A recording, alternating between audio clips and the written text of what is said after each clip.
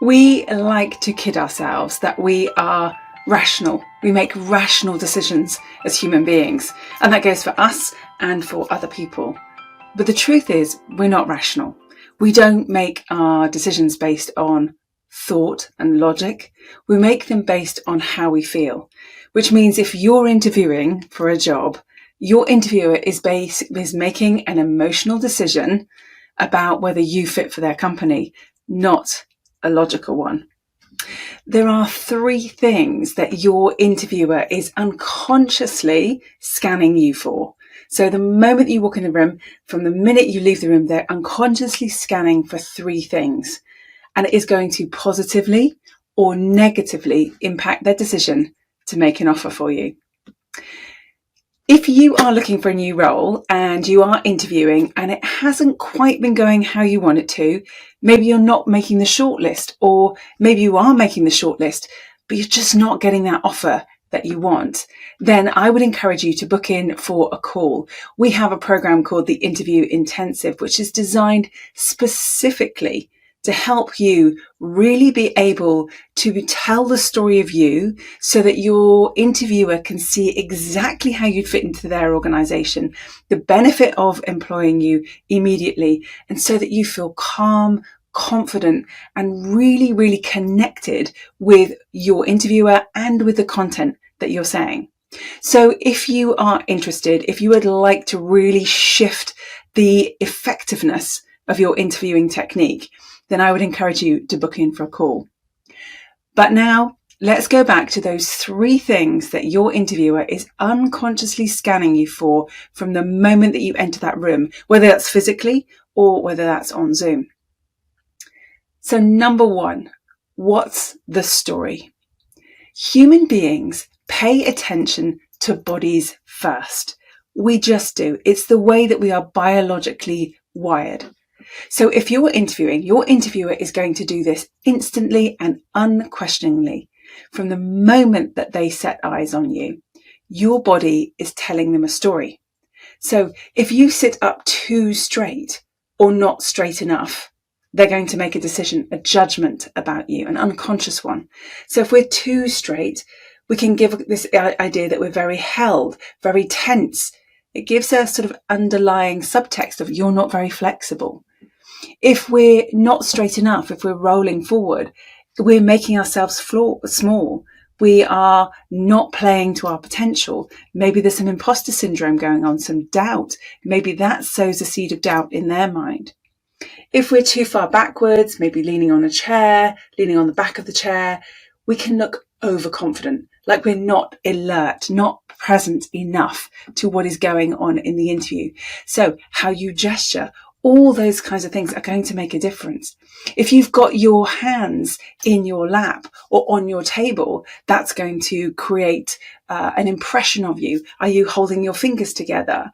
Are you clicking a pen? There's all kinds of things that you're doing. Are you making no gestures whatsoever? Particularly impactful if you're on Zoom and now I'm not moving my hands at all. I've just got them straight down by my sides. It's telling you a story. Whereas if I lift my hands up and I start talking with them, even though we're on Zoom, it makes a big difference to the impact that I make with you. Whether you tilt your head or keep it up straight makes a big difference. If I tilt my head down and I continue to talk, it's like I'm asking you a question, even though I'm making statements of fact, statements that come from my expertise. I just don't look quite as expert as I did before. So when I have my head upright, I'm equalizing the status. My facts now sound like I believe them, as well as them being facts. All of the things that you are doing with your body, the way that you cross your legs, the way that you walk, the way that you sit, is giving your interviewer information about you, about what you're thinking, about how you feel about yourself, your impression of whether you can do this job or not. You're giving them information about what you think about them and about their organization. So what is your body telling your interviewer? Do you know? Are you conscious of it? Is it intentional? Because if you want to ace that interview, it really has to be utterly intentional. So the second thing that your interviewer is unconsciously scanning you for is your tone of voice. Human beings pay attention to how your voice sounds. Your interviewer will listen out for the content but how it sounds first in order for them to make sense of what you say. So I'm going to say that again. They listen to the tone of voice first in order to make sense of what you said. So for example, you are out for dinner, you're with a friend, and you say, how are you doing? And she says, I'm fine. You know, because of the tone of voice, that she's not fine, right? The words are saying, I'm fine. The tone of voice is telling you she's not fine. It's not congruent. So the tone of voice gives your interviewer so much information about what you think about what you're saying. So if we're using perhaps a rising tone, so that's the tone that we would use for a question where it shouldn't be, or we're using a falling tone, which is when we make a statement, and that shouldn't be there in the wrong place and it's not making sense.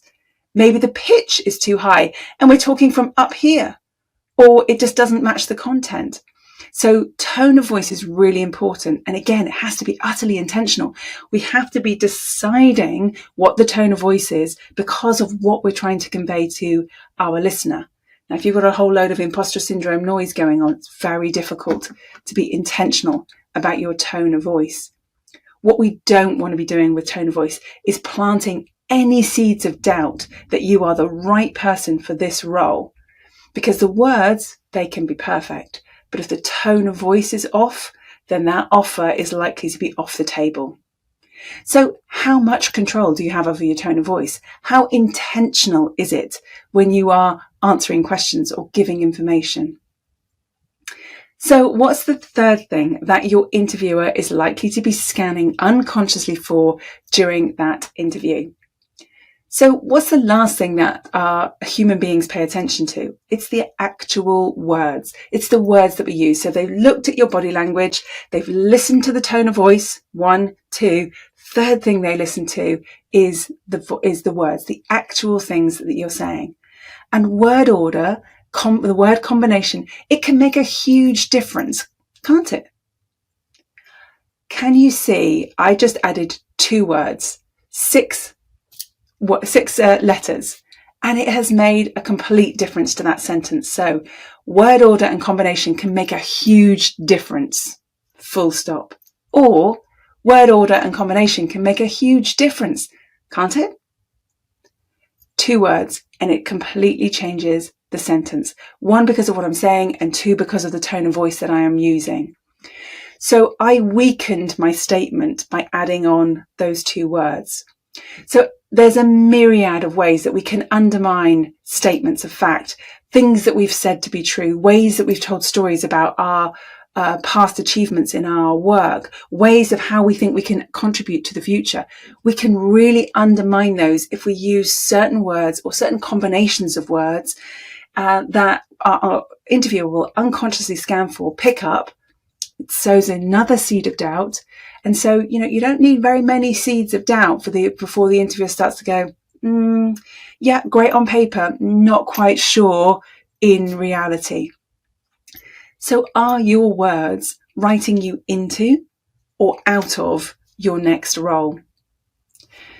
So just to recap, there's 3 things that your interviewer is unconsciously scanning for every time you walk into an interview.